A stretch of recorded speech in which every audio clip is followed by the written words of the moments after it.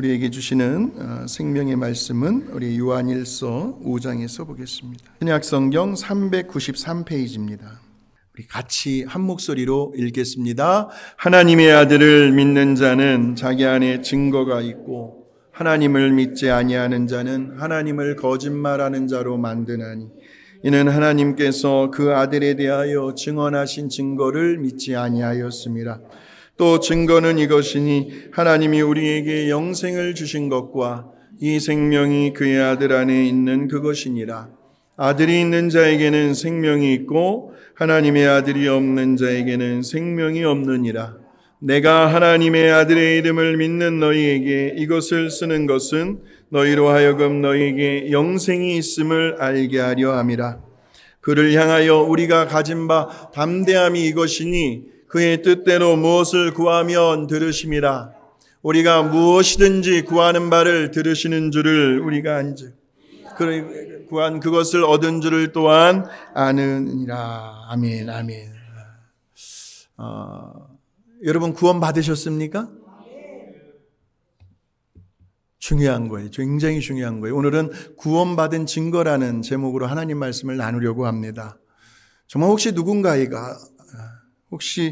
누군가가 저와 여러분에게 실례지만 구원받으셨습니까? 정말 구원받았다고 하는 확신이 있으십니까? 했더니 일부 예배 때는 큰 소리로 아멘 그러시더라고요. 아마도 여러분도 한치의 망설임 없이 확실하게 분명하게 대답을 할 것입니다. 그런데 그 사람이 또 물어요. 아, 예, 그러시군요. 그렇다면 그 구원받았다고 하는 증거를 어떻게 알 수 있을까요?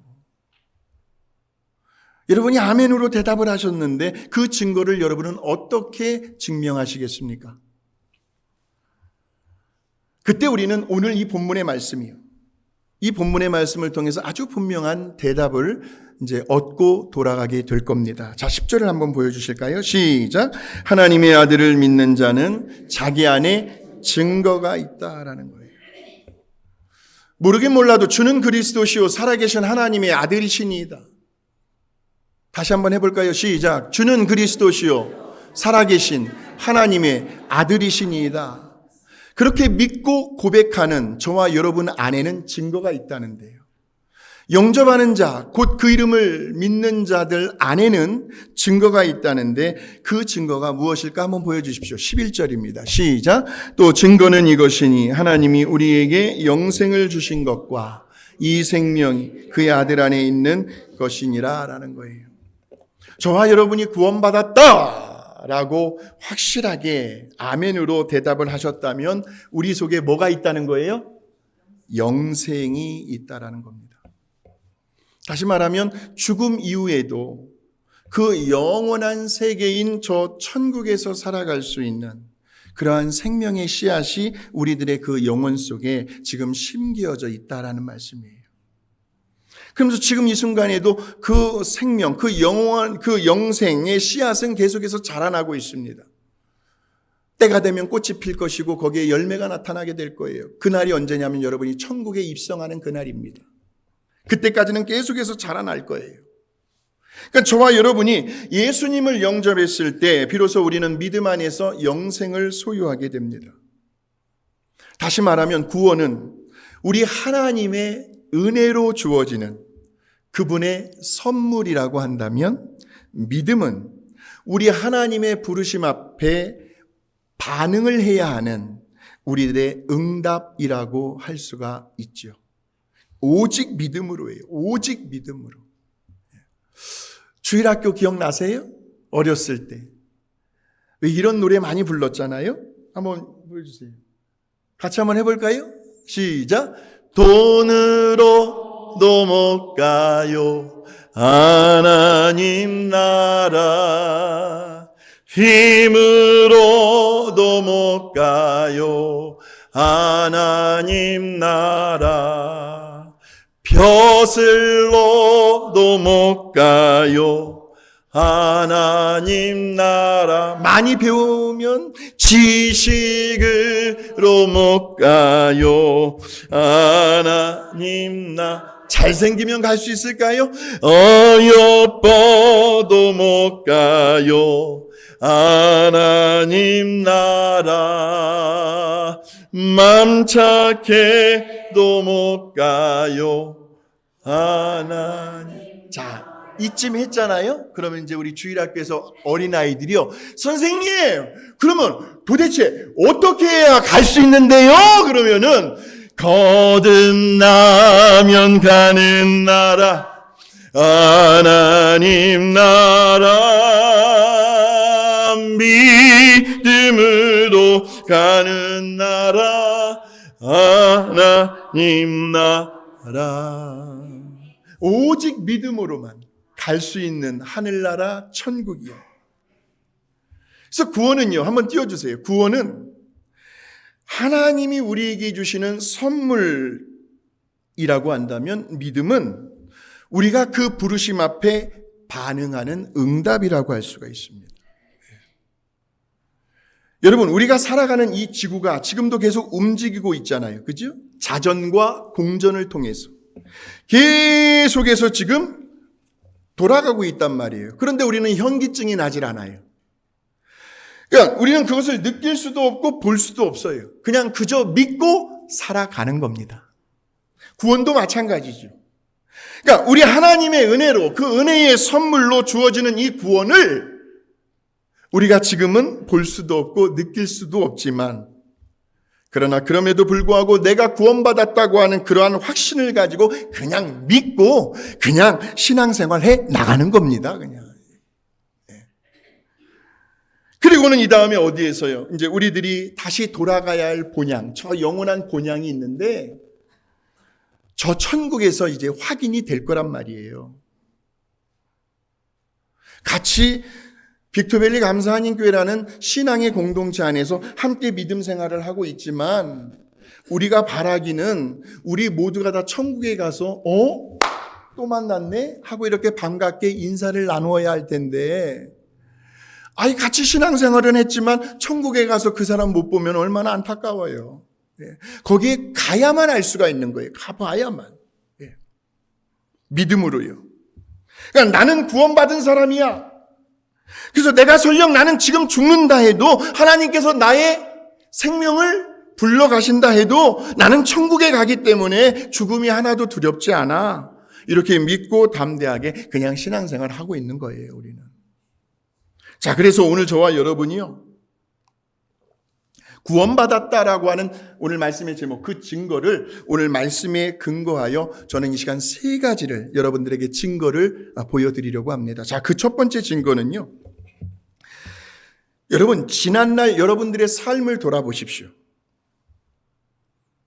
진정 내가 우리 예수님을 나의 구주로 고백하며 그 예수님을 인격적으로 개인적으로 만났던 어떤 사건이 있었는지, 어떤 체험이 있었는지를 한번 돌아보시기 바랍니다. 이거 없으면 그 사람 구원 못 받은 거예요. 저 같은 경우에는 제가 고등학교 2학년 때였을 겁니다. 말씀을 준비하면서 제 자신의 삶을 돌아보았어요. 중고등학교 학생의 수련회 때였죠. 강화도 그 수양원으로 갔었는데, 거기에서 제가 성령의 임재를 체험을 합니다. 예수님을 인격적으로 만난 겁니다. 그때 저에게서 나타난 제일 첫 번째 현상이 바로, 왜 이래도 내 자신이 회개가 되는지. 마지막 날 저녁 집회 때였습니다. 우리 학생회를 담당했던 전도사님이 계셨어요. 지금은 대만에서 선교사님으로 사역을 하시고요. 그 전도사님께서 설교를 끝내시고, 여러분, 한국은 A4 용지라고 합니다. 우리는 레러 용지라고 하지만 그 A4 용지를 다 나눠주는 거예요. 그래서 거기에다가 지금까지 너희들이 살아오면서 잘못했다고 생각되는 점들을 낱낱이 일일이 다 기록하라는 거예요. 그 아이들이 무릎을 꿇고요, 엎드려가지고 그 용지 앞뒤로 빽빽하게 써내려가는데, 저부터도요, 거짓말한 일, 친구와 싸운 일, 부모님 다 나가시고 동생 혼자 있을 때 때린 일, 뭐 별의별 일들을 막 다 써내려가는데 갑자기 거기에 있던 아이들이요, 한두 사람씩 어느 순간 흐느끼기 시작을 하는 거예요. 그 중학생들, 그 고등학생들이요. 그러면서 그렇게 통곡을 하고 그 자리에서 회개의 역사가 일어나는데, 마치 오순절 마가의 다락방에 임했던 그러한 성령의 아주 강한 임재를 체험하게 됩니다. 그건 왜 사도행전에 보면요, 성령이 각 사람에게 불의 혀같이 임했다라고 하잖아요. 근데 이 불은 언제나 강한 바람이 불어오게 되면 걷잡을 수 없이 번져나가게 되어 있습니다. 120명의 제자들이 모여 있단 말이에요. 거기서 누군가가 하늘에서 임하는 성령의 불, 막 가슴이 뜨거워져. 그런 걸 경험했겠지요. 거기에다가 급하고 강한 바람 같은 것이 확 몰아닥치니까 그 한 사람에게 임했던 그 성령의 불이 이제 옆 사람에게, 한두 사람에게 계속해서 번져나가는데 그 숫자가 120명이었다라는 거죠. 얼마나 성령님께서 뜨겁게 역사를 하시는지. 완전히 그 학생들 가운데 눈물바다가 되어버린 거예요. 막 눈물, 콧물이 막 쏟아져 내리기 시작하고 통곡을 하면서 아이들이 바닥에서 막 떼굴떼굴 굴르는 거예요. 그러면서 이제 밖으로 나가가지고 캠프파이어 불을 켜놓고 십자가를 딱 세우고 못을 받고 거기에다가 너희들이 썼던 그 A4 용지를 다 붙이라는 거예요. 거기서 다 태워버리는 거예요. 그렇게 해서 마지막 날을 우리가 수련회를 은혜 가운데 그렇게 잘 끝났습니다. 그리고는 이제 내려왔어요. 아이들의 삶이 조금씩 달라지기 시작을 하는데, 여러분, 이 아이들 그리고 순수한 청년들은요, 말씀을 통해서 깨닫게 되고 은혜 받게 되면 그 즉시 삶이 변화되는 역사가 나타납니다. 이 순수한 마음에 아이들의 삶이 변화되기 시작하는데, 무엇보다도 수련회를 다녀오고 난 뒤부터는 이 아이들이 예배를 가장 귀하게 여기더라고요. 예배를. 그래서 보통 학생 예배는 토요일 날 드립니다. 아이들이 학교 마치면요, 자기 혼자 오는 것도 모자라서 아이들을 데리고 와요. 그때부터 그냥 학생 예배가 부흥이 되기 시작을 하는데, 왜? 아이들이 성령을 체험하고 나니까. 저 같은 경우도 그때까지는 저는 어머니의 소원기도로 이 땅에 태어났습니다. 하나님, 아들이건 딸이건 하나만 주시면 주의 종으로 바치겠나이다. 그래서 태어난 게 저였어요. 그래가지고 세뇌교육을 받은 거예요. 초등학교, 국민학교 때도 담임선생님이 너희들 앞으로 커서 뭐 될래? 그러면 저는 딱 손들고 아무것도 모르고 저는 목사요 그랬단 말이에요.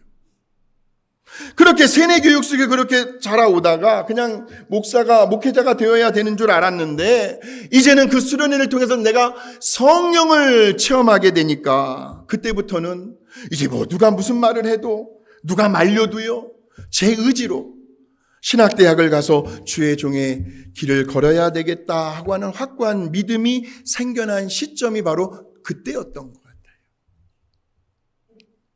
포인트는 뭐예요? 회개의 사건입니다. 물론 여러분 같은 경우에는 그곳이 기도원이 될 수도 있을 겁니다. 그리고 말씀 사경회라든지 어떤 부흥회가 될 수도 있고, 또 이렇게 예배 중일 수도 있고요. 또 어떤 알파 코스나 어떤 트레스티아스 같은 어떤 특별한 프로그램을 통해서 우리 예수님을 만났던 그 첫사랑의 뜨거운 경험들이 다 있으실 겁니다. 근데 이처럼 우리 예수님을 개인적으로 인격적으로 만나기 위해서는 반드시 거쳐야 하는 과정이 있는데, 그것이 바로 회개라는 겁니다. 지난날 여러분의 인생에 걸어오신 그 과정 가운데 이런 사건, 이런 체험이 없으시면 구원받은 사람 아니에요. 죄송한 말씀입니다만. 나의 감정을 주체할 수가 없는 거예요. 막 그냥 내 몸에 그냥 구멍 난 곳에서는 다 눈물과 콧물이 막 뒤범벅이 되기도 했고요. 지난날 내가 내 인생의 주인이 되어 내 주먹만 믿고 살아왔던 내 잘못된 인생에 대해서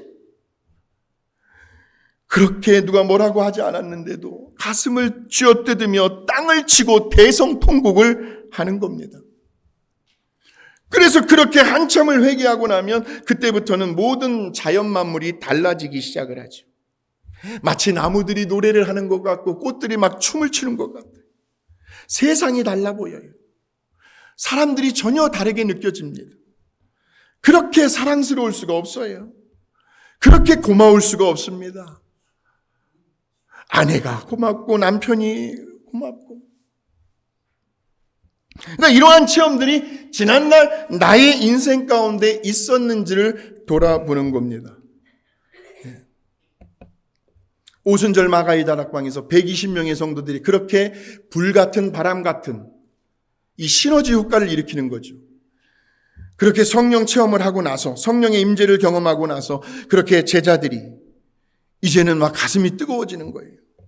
그런 와중에 누가요? 베드로가 그들 앞에서 설교를 하는데 갑자기 하나님의 말씀이 그들에게 날쌘 검이 되어가지고 그 유대인들의 마음과 생각을 찌르기 시작을 합니다. 왜요? 왜 찔렀을까요? 그들을 변화시키고 그들을 회복시키고 그들을 치유하기 위해서 마치 수술용 메스 같은 수술용 칼처럼 하나님의 말씀이 그들에게 날카로운 검이 되어 그들을 찔렀단 말이에요. 그들이 탄식을 하는데 한번 보여주세요.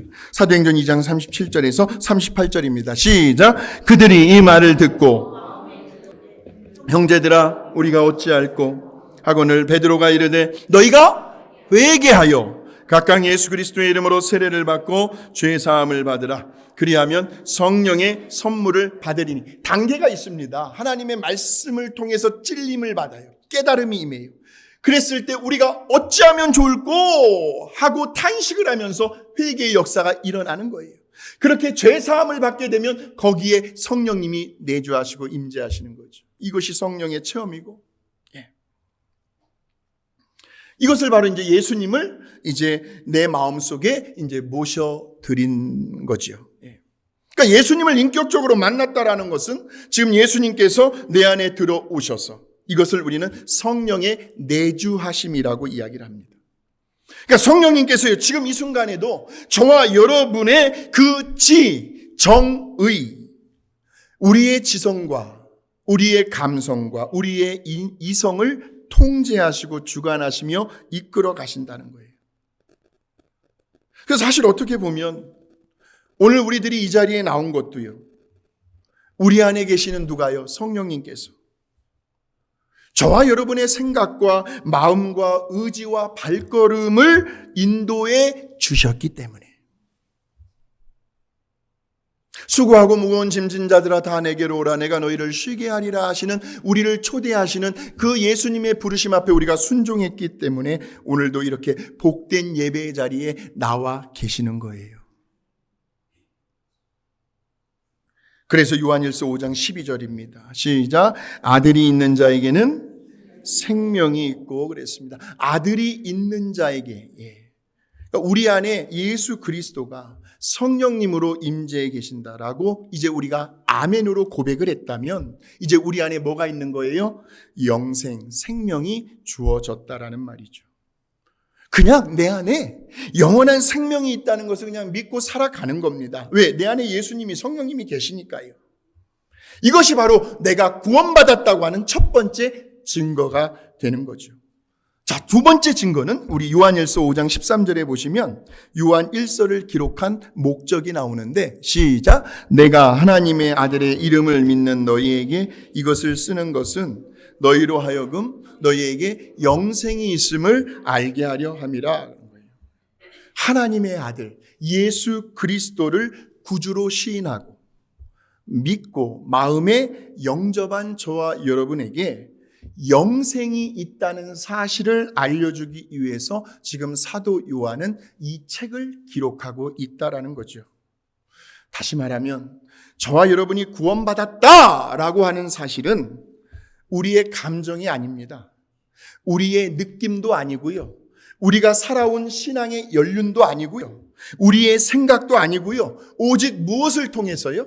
1.1핵도 변함이 없는 절대 무오한 하나님의 말씀인 성경을 통해서 우리는 확인이 되고 있다라는 말씀이죠.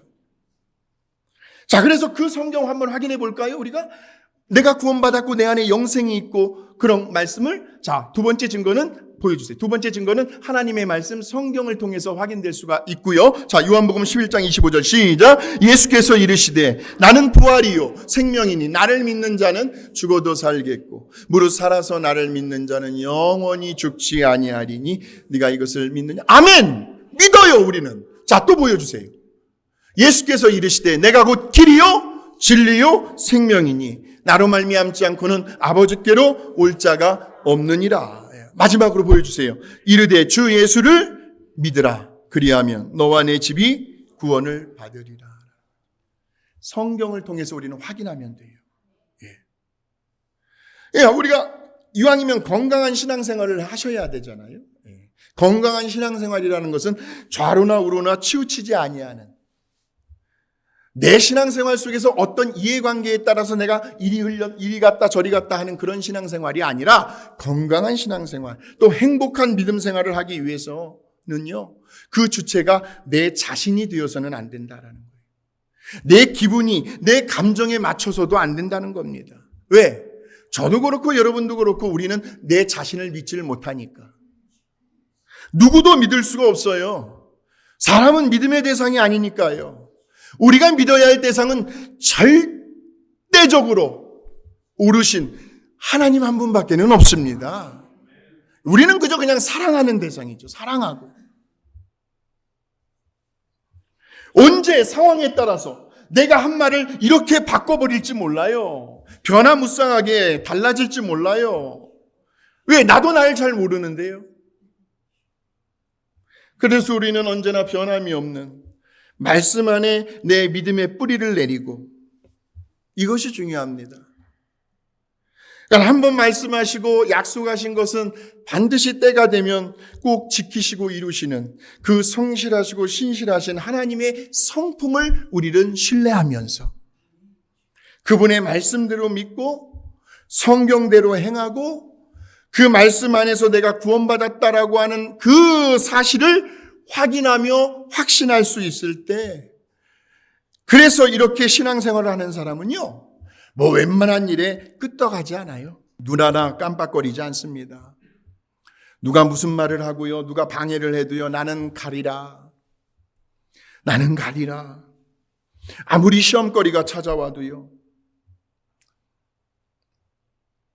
물론 그 순간만큼은 나도 사람이니까 괴롭지요. 감정적으로는 속상할 겁니다. 그렇지만 또 다시 그냥 훌훌 털어버리고 다시 일어나요. 다시 일어나요. 절대로 이 구원에 대한 확신만큼은요, 의심하지 않습니다. 가끔 삐질 수 있어요. 아유, 그 사람 전화는 받지도 않아요. 말도 섞기도 싫고요. 바라보기도 싫어요. 삐졌다고 해가지고 그 사람을 멀리하고 교회에 안 나온다고 해서요, 내가 정말 구원받은 사람이 맞는가? 이렇게 의심할 필요가 없다라는 거예요. 의심하지 마십시오. 왜? 그 안에 누가 계시니까? 성령님이 계시니까. 성령님께서 그 사람을 그냥 내버려 두질 않으십니다. 어떻게 해서든 하나님이 원하시고 하나님이 기뻐하시는 그 자리로 다시 돌아오게 만드시는 분이 성령님이시니까. 그 잠깐 삐졌다고 해서 아이 저 사람 구원받지 못한 사람이야? 아니에요. 그런데 만일에 이러한 성령님의 근심과 탄식을 무시해버려요. 그리고 끝까지 고집을 피우면서 하나님이 원치 않는 방향으로 계속 나아간다고 한다면 주변 사람의 권면의 말을 듣질 않아요.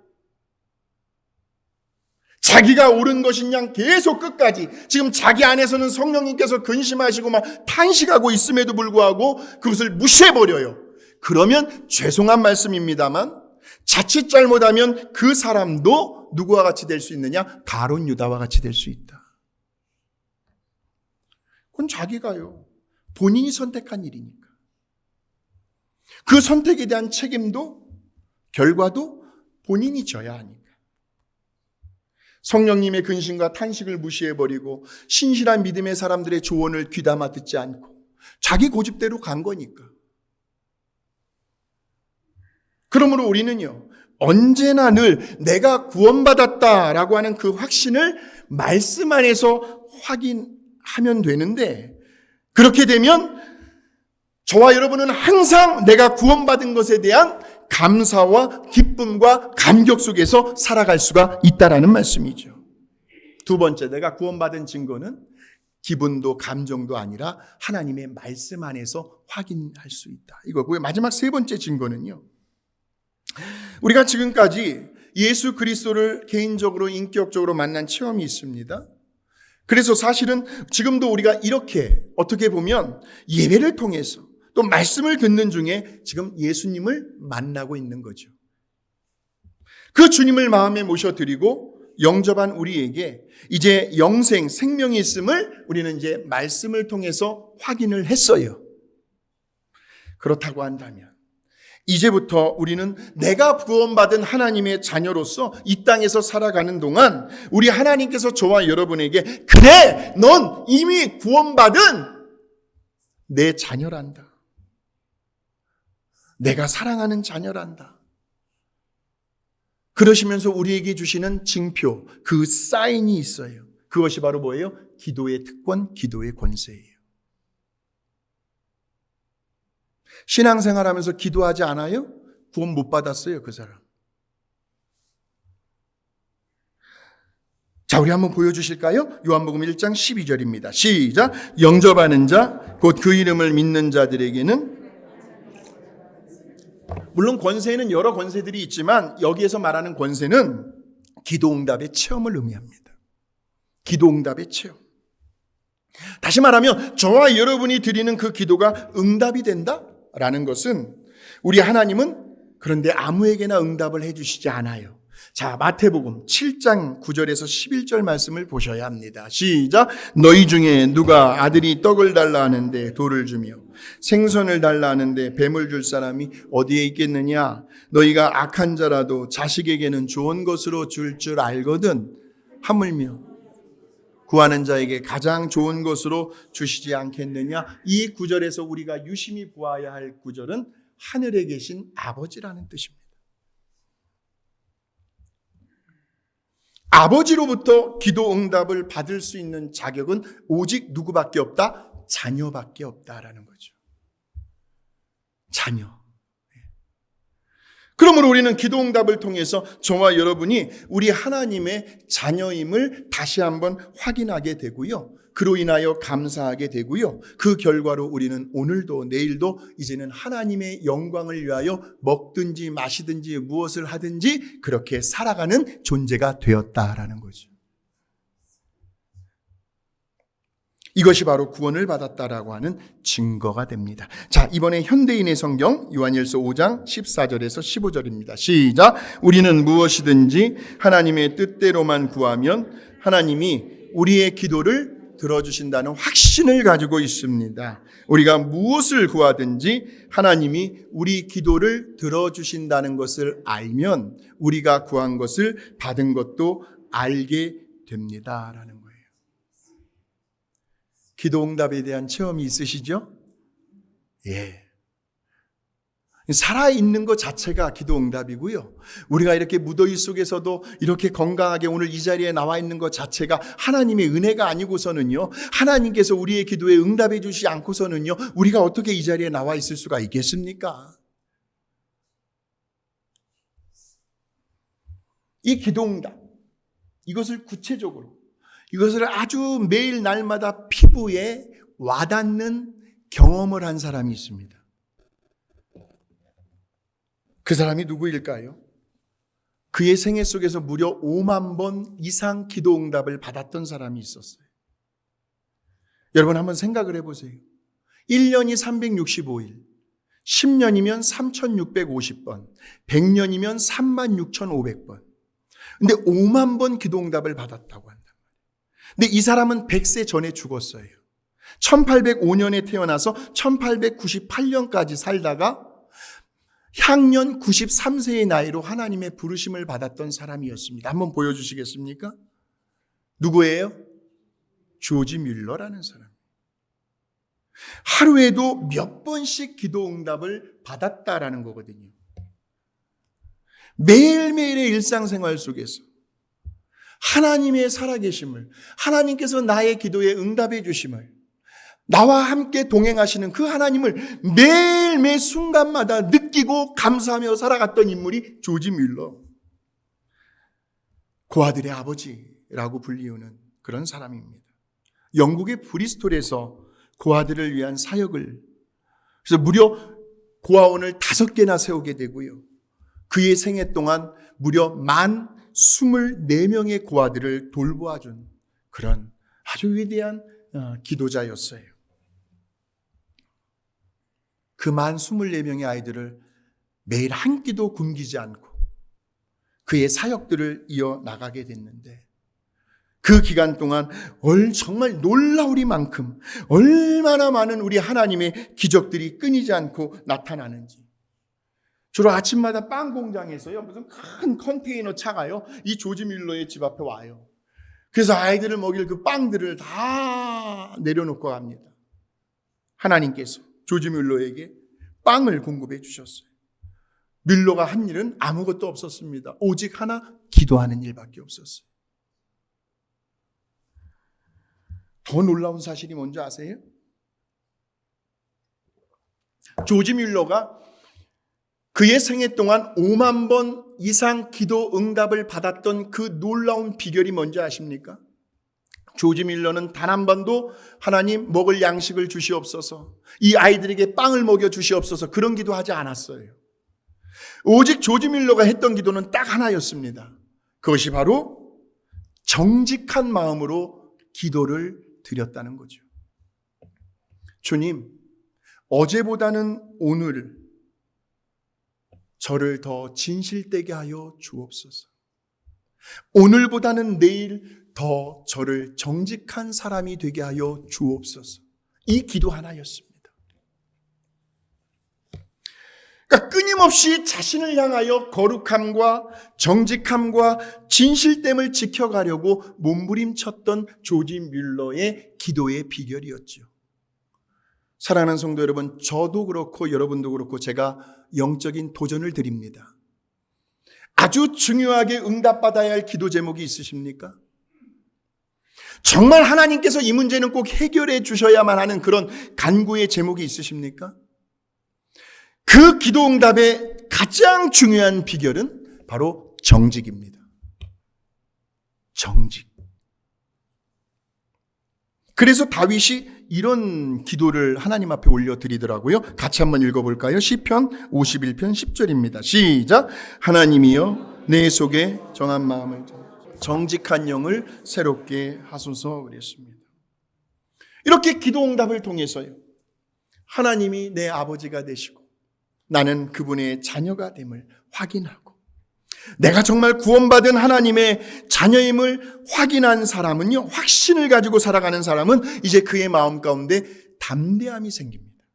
담대함. 자, 한번 보여주세요. 요한일서 5장 14절 시작. 그를 향하여 우리가 가진 바 담대함이 이것이니 그의 뜻대로 무엇을 구하면 들으심이라 그랬습니다.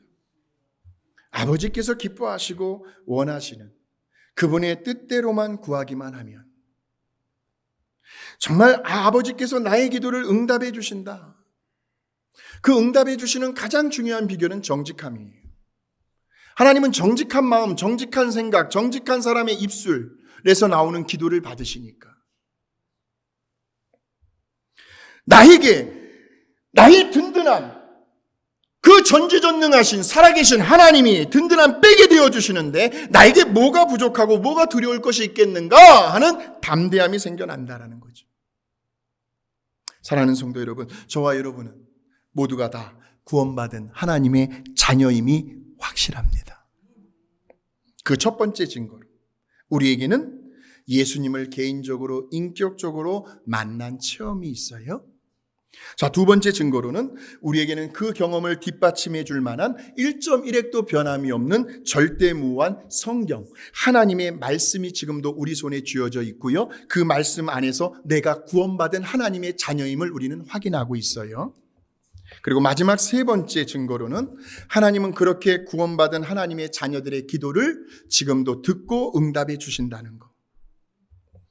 이러한 기도 응답의 체험을 통해서 우리는 다시 한번 우리 자신이 나는 구원받은 천국 백성이요 하나님의 자녀임을 확인할 수가 있는 거죠. 자, 이제 그렇다면 제일 중요한 거,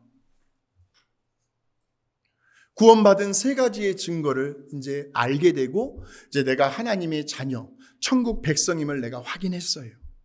그렇다면 이제 한번 보여주십시오. 이제 우리들의 그 남은 사명은 무엇이어야 할까요? 구원받은 하나님의 자녀로서 나는 오늘도 무엇을 위해서 내 남은 인생의 의미를 두어야 할까요? 이것이 중요하죠.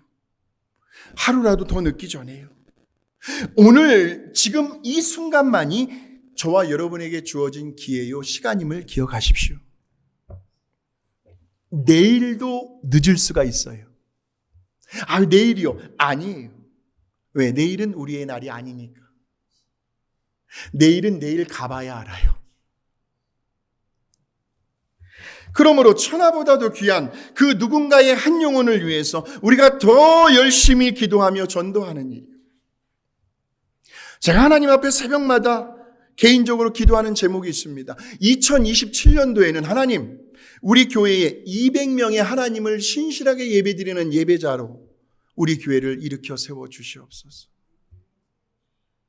저는 가능하다고 봐요. 하나님 살아계시니까. 누구든지 우리 교회에 발을 들여놓는 새가족들에게요, 따스한 사랑과 관심을 보여주고, 어떻게 해서라도 그 영혼도 예수 믿고 변화되어 우리 교회 딱 들어오면 이 왼쪽 우편에 예수 믿고 변화되어 세상을 축복하는 교회, 축복의 통로가 되는 그러한 삶을 살아갈 수 있도록, 다시 말하면 그들도 우리처럼 구원받은 하나님의 자녀로서 저 천국을 소망하며 오늘 이 삶의 자리에서 말씀의 인도하심과 기도의 특권과 권세를 가지고 담대하게 이 세상을 넉넉히 이기며 살아갈 수 있도록 그들을 아버지의 품 안으로 인도하는 일인 거죠. 오늘 이 말씀을 전하고 듣는 우리 모두가 나는 구원받았습니다 라고 하는 이 세 가지의 증거를 꼭 기억하셔서요, 날마다 구원의 확신을 가지시고 복음을 전하여, 복음을 어떻게 전해요? 정직함으로 전하세요. 복음은 정직함으로 전하셔야 합니다. 정직함으로 기도 응답도 받으시고요. 그렇게 한 영혼을 주님께로 인도하는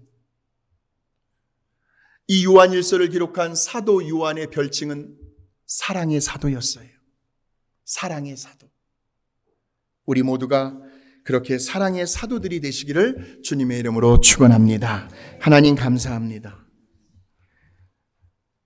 감사합니다, 하나님. 나 같은 사람을 구원해 주시고 하나님의 자녀로 삼아 주셔서 기도의 특권과 권세를 가지고 날마다 하나님의 살아계심을 입술로 간증하며 감사하며 살아가게 해주셔서 감사합니다. 하나님, 정직하게 하여 주세요.